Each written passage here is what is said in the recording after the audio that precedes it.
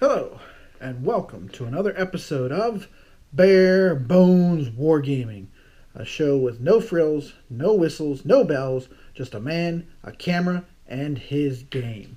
Today's episode, we are going to be taking a brief overview of a brand new game that just became available here in the States, the Greater East Asia Co-Prosperity Sphere, War in Asia and the Pacific, 1939 to 1944.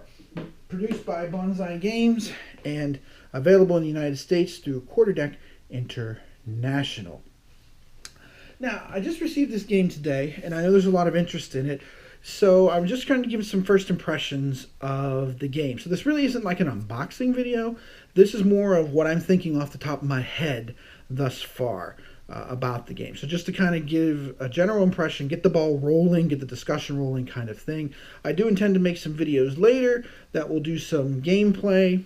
I hope also to include some of my own solo ideas as well, because this game is not real solo friendly for reasons I'll explain here in a second. And because I do most of my gaming solo, so those adjustments I'm always looking for, and those ideas I'm looking for. So again, let me just start here. Rather than rambling on, let's just talk about my first impressions. First impressions. First of all, I like the board. The board, as you can see, is nice and sturdy. It is a mounted mat board, so all you mounted mat board fans, you can applaud at this time. The pieces, there's not very many. There's only 50 of them. They're nice, sturdy cardboard pieces. The pieces themselves have basically steps on them. They have values.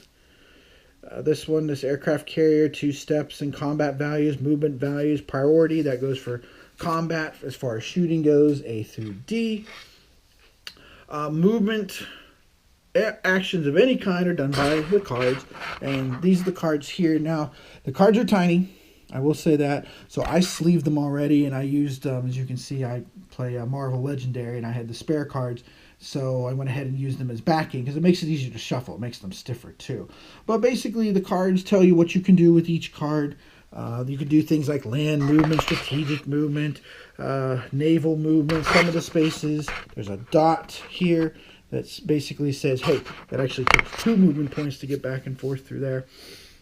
I like the idea of the cards. You get your cards by production points, so each turn you select your cards. So this is not a shuffle kind of game.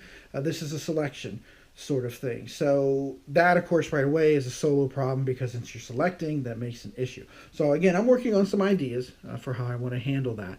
Air power in this game is mostly used to enhance combat units from the space they're in, plus adjacent spaces next to them, so it increases your combat value. So if your combat unit has a value of 3, it goes up to 4.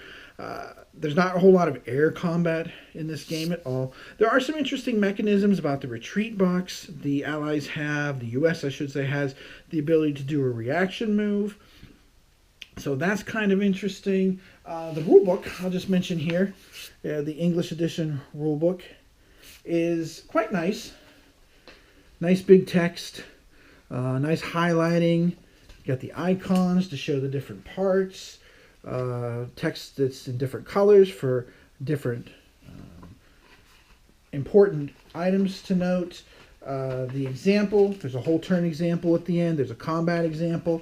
The only thing about the rulebook that is a tiny thing is that, as you can see from this, it flips over. It doesn't really lay flat well. I had to use one of my, I'll be honest, I had to use this. I used this big can of dice to kind of keep it to lay flat. The game also comes with some information cards here, which gives you your setup, tells you what all the icons mean.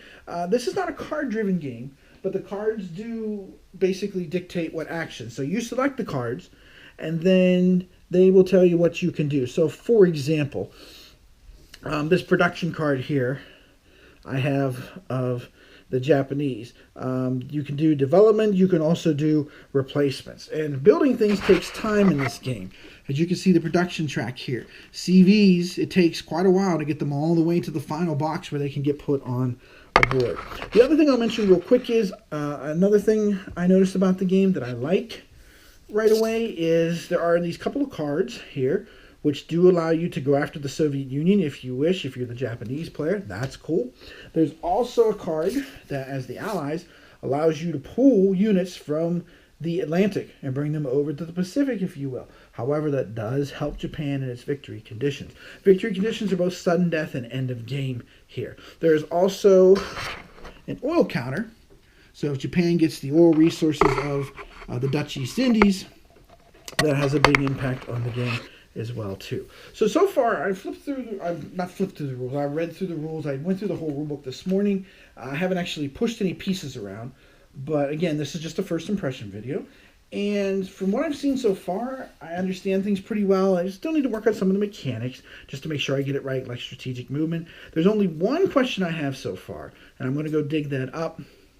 And by the way, question-wise, there is a folder for quarter deck international games. That apparently is where the errata is located right now. There isn't actually a folder for this particular game title. But so far, my first impression is favorable.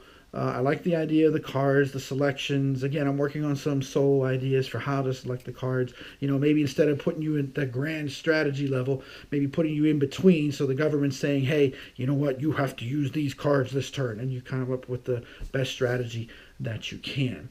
So we'll see how this goes. The game, again, is interesting because it starts in 1939, and that was one thing I noticed already in the rules, is there's no rule to deal with Southeast Asia, where Saigon is, for France surrendering in 1940. So apparently this is postulating that maybe that didn't go that way in Europe, or maybe it didn't happen, anything happened in Europe at all, which unlikely, but there's one thing that's come to mind already about this. So, like I said, I'm going to give this a go, do my clunker play, do a couple other plays, and then I intend to do a video showing some gameplay, some sample turns here and there. So we'll see how it goes, but right now it looks promising to me. The footprint is very small, as you can see. It really doesn't fit, it doesn't cover my table hardly at all, so that is also cool as well. So, I'm going to go ahead and end this episode with that thought. Favorable impression so far, very few questions, and we'll see how this goes and what adjustments need to be made for a solo play. So, this is Tim Korchnoi for Bare Bones Wargaming, wishing you victory in your games and good times as always. See you next time.